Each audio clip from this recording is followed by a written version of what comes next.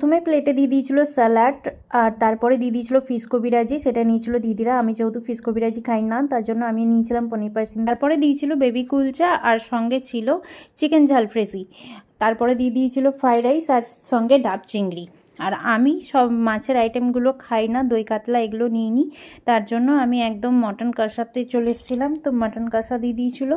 তারপরে খাওয়া দাওয়ার পর দিয়ে দিয়েছিল শেষ পাতে চাটনি, শাঁখা পাঁপড়, মিষ্টি। সব খাবারের টেস্ট ছিল একদম অথেন্টিক, খুবই ভালো, যেটা খেয়ে মন ভরে গেছিলো। আর তারপরে আবার চলে এসেছিলাম এখানে, মামা মামি ডান্স করছিল, সেটা একটু ডিজে প্রোগ্রামে দেখছিলাম বসে বসে। ডিজেতে সবাই খুব খুব খুব এনজয় করেছে, তো সেটা দেখার পরে চলে এসেছিলাম বাইরে।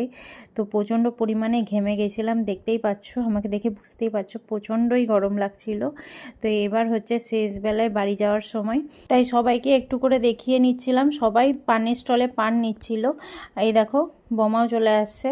তো সবাই পান টান খেয়ে নিয়ে একদম বেরিয়ে পড়েছিলাম, আর আমি নিয়ে নিয়েছিলাম সঙ্গে আইসক্রিম। তারপরে চলে গেছিলাম বাড়ি।